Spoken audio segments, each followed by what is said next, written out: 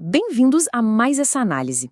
Olha, quem já tentou ler a Bíblia de capa a capa sabe que existe uma barreira chamada Levítico. É um livro que parece antigo, meio esquisito e, vamos ser sinceros, um pouco distante da nossa realidade.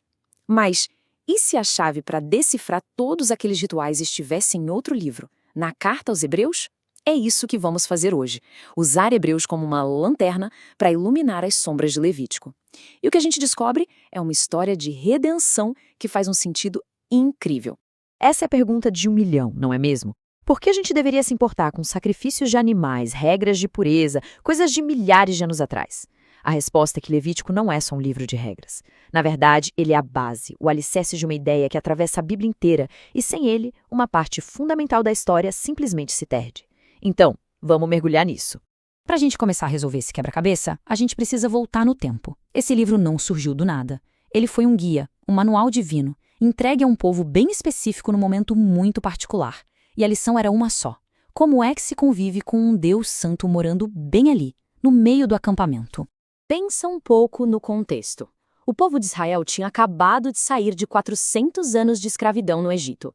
A cabeça dele estava totalmente formatada por uma cultura com vários deuses, cheia de rituais pagãos. De repente, eles não só estão livres, como o Deus único, o Deus Santo, desce e passa a morar numa tenda bem no centro do acampamento deles. Levítico, então, é basicamente o manual de sobrevivência para essa situação inédita. E se tem uma palavra que resume o livro inteiro, essa palavra é santidade. Ela aparece mais de 80 vezes.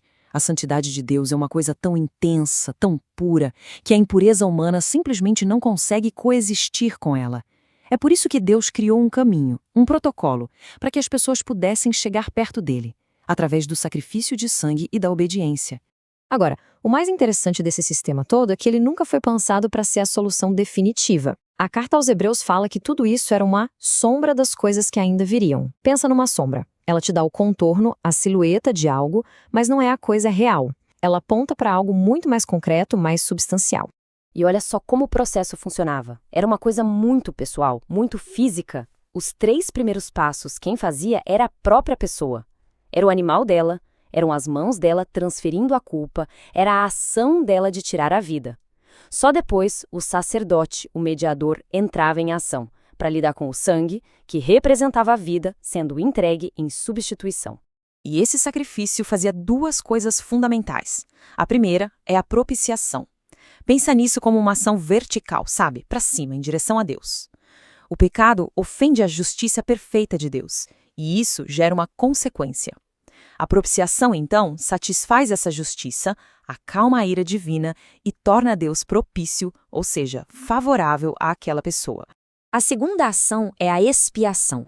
Se a propiciação é vertical, a expiação é horizontal, voltada para as pessoas. Ela lida com a mancha, com a sujeira do pecado. O objetivo da expiação é limpar, purificar e, o mais importante, remover o pecado da comunidade, mandar ele para bem longe. E o dia da expiação é a ilustração perfeita desses 2 conceitos funcionando juntos. Nesse dia, o mais sagrado de todos para Israel, um bode era sacrificado e o seu sangue era levado para dentro do lugar mais santo de todos. Essa era a propiciação, feita diante de Deus. Ao mesmo tempo, um segundo bode, famoso bode expiatório, recebia simbolicamente os pecados de toda a nação e era mandado para o deserto. Isso simbolizava a expiação, o pecado sendo levado para longe do povo.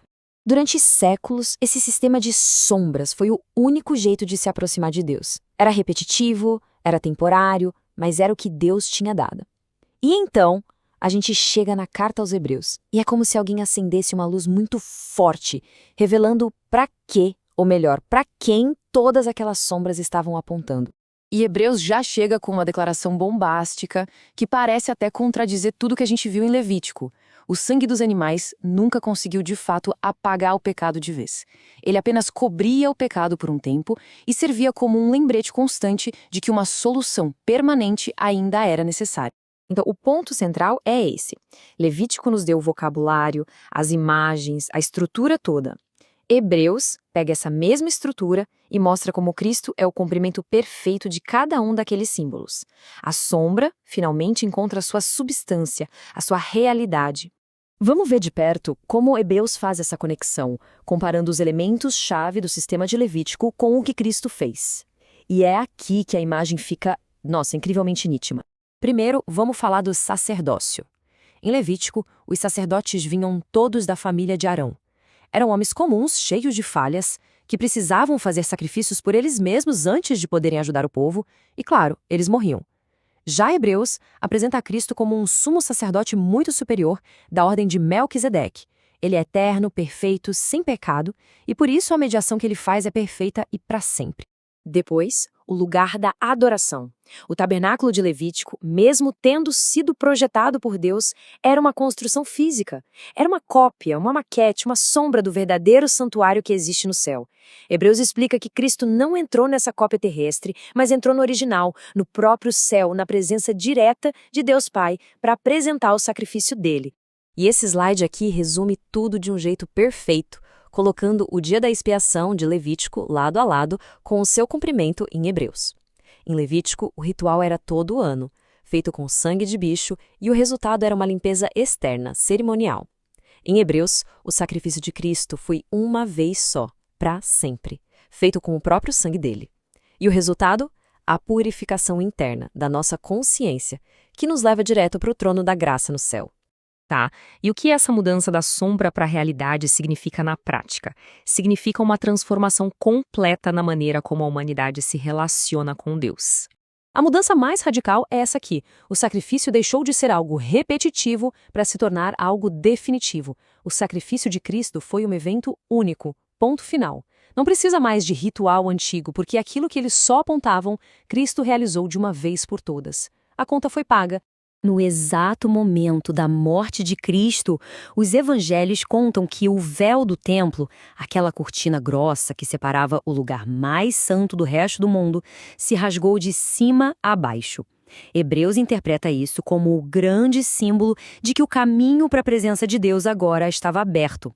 Aberto para todo mundo, não só para um sacerdote uma vez por ano. Isso muda até o motivo pelo qual buscamos a santidade. Em Levítico, ser santo era uma condição para poder chegar perto de Deus. Em Hebreus, a lógica vira de cabeça para baixo. A gente vive em santidade não para conquistar um acesso, mas como uma resposta de gratidão pelo acesso que já foi dado de graça através de Cristo. O chamado para ser santo continua, mas a fonte dele agora é a graça, e não mais o esforço. No final das contas, um livro precisa do outro. Levítico nos dá as perguntas, as categorias, os símbolos. Hebreus nos dá a resposta, a pessoa, a realidade. Juntos, eles contam uma única e coerente história sobre como um Deus santo criou um caminho para que um povo impuro pudesse não só viver na presença dele, mas ser chamado de filho.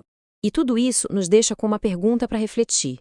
Se a barreira foi removida, se o sacrifício perfeito já foi feito, como é que esse chamado antigo à santidade se traduz na nossa vida, no nosso trabalho, nas nossas comunidades hoje em dia? A resposta para essa pergunta é o legado vivo que Levítico e Hebreus nos deixaram. Obrigado pela companhia.